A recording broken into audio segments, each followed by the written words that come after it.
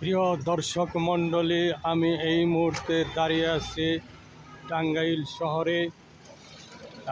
আপনারা এই মুহূর্তে দেখতে পাচ্ছেন যে টাঙ্গাইল শহরে কিন্তু বিদ্যুৎ বিভ্রাট চলছে। আজ 4 জানুয়ারি 2025 সাল। এই সময়ে আপনারা দেখতে পাচ্ছেন যে টাঙ্গাইল শহরে কিন্তু কারেন্ট নেই। বিদ্যুৎ বিভ্রাটের কারণে পুরো শহরটাই যেন ভুতুড়ে পরিস্থিতির মধ্যে পড়ে গেছে।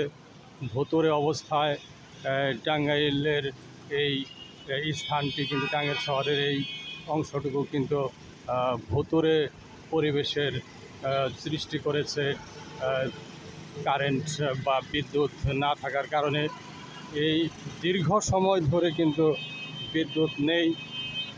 আপনাদের এটা জানিয়ে রাখছি যে এই বিদ্যুৎ বিভ্রাট সৃষ্টি হলে কিন্তু যাত্রীরা অনেক সময় চরম দুর্ঘটনার শিকার হয়, অনেকেই ছিনতাইয়ের শিকার হয়, চুরি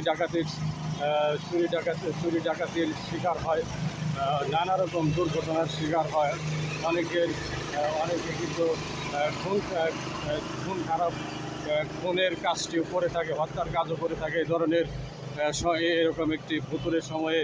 তাই প্রশাসনের সুদৃষ্টি কামনা করছে যে টাঙ্গাইল শহর তথা সারা দেশে যেন অন্তত রাতের বেলায় কখনোই এই বিদ্যুৎ বিভ্রাটের সৃষ্টি না হয়।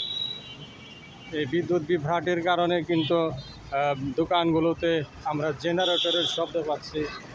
জেনারেটর চালু করার মধ্য দিয়ে কিন্তু ব্যবসা বাণিজ্য করা হচ্ছে।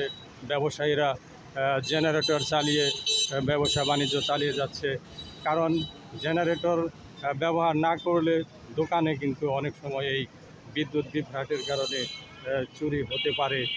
এই ভয়ের মধ্য দিয়েই কিন্তু টাঙ্গাইল শহরের অসংখ্য ব্যবসায়ীরা এই বিদ্যুৎ বিভ্রাটের সময় তারা ব্যবসা বাণিজ্য চালিয়ে যাচ্ছে। ধন্যবাদ সবাইকে।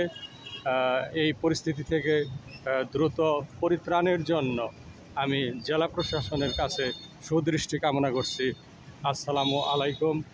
ধন্যবাদ সবাইকে।